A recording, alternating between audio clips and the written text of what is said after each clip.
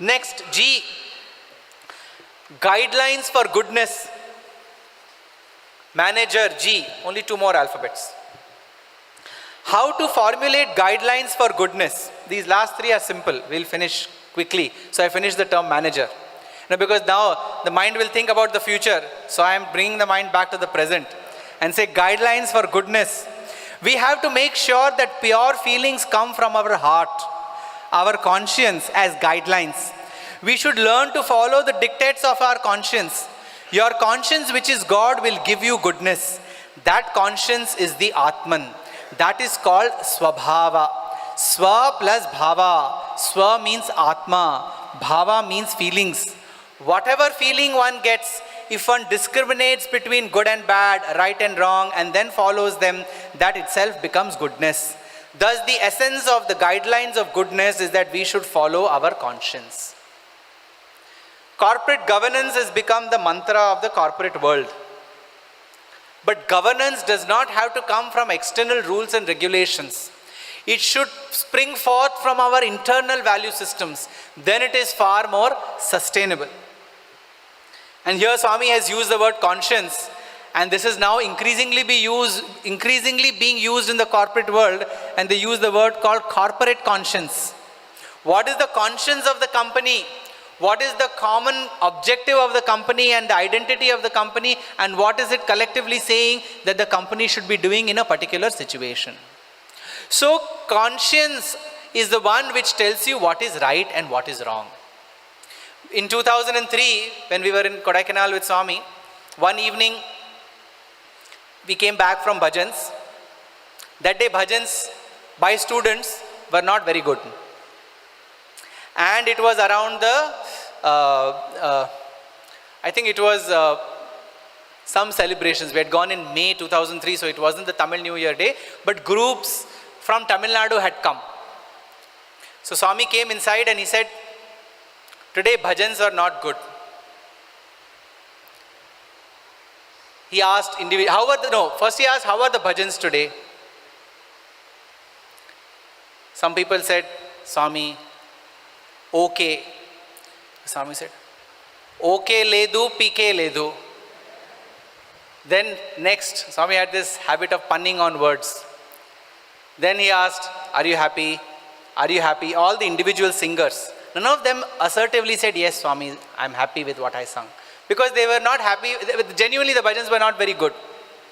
Then Swami said, if all of you are internally not happy with the way you have sung, then how can you expect God to be happy with what you have done? Swami's happiness is not separate from our happiness. Swami's will is not separate from our will. If we are truly connected with the Swami inside us as our conscience, then we will genuinely know whether Swami is happy or not, because we will genuinely feel that happiness inside us. That's what Swami communicated that day. So the guidelines for goodness in work, in spirituality, or in the organization have to spring forth from inside. My grandfather had once got an interview. It was a Thursday, and he said, Swami, today is Thursday. Please accept me as your disciple and you become my guru, he said. And Swami said, no, I am not your guru. Then he touched his heart and he said, your conscience is your guru. Always follow your conscience. Swami is residing in us as the tangible conscience, guiding us and telling us again and again what is right and what is wrong. It is important for us to connect with that and live a life which is in alignment with what is the conscience telling us. Very often we do things only to please the world and tick box. But is it the real thing to do? That's why everything in the corporate world we have to ask the question, is it being done in letter and in spirit? In letter, yes, but in spirit. We serve the person food, but did we do that seva with the feeling that the Swami in us is serving the Swami in that poor man?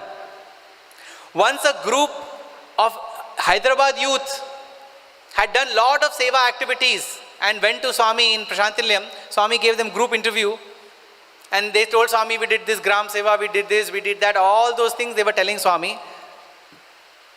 Swami said, very happy, I'm very happy. After all of that, Swami asked, okay, now answer my questions. After doing these seva activities, have you been able to reduce your anger? Have you been able to reduce your jealousy? Have you been able to reduce your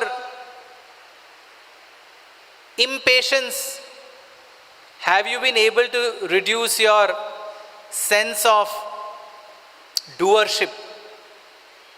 If you have not, then all of these seva activities have limited purpose. Because seva is not being done for its sake. Seva is a means of self-transformation. So letter and spirit means we need to do that seva because that tangible person is hungry there. It is our duty to feed him or her. But it is also required to be done in spirit with the understanding that it is not I who am serving. It is Swami in me who is serving the Swami in that person. And I am bettering myself by serving that person.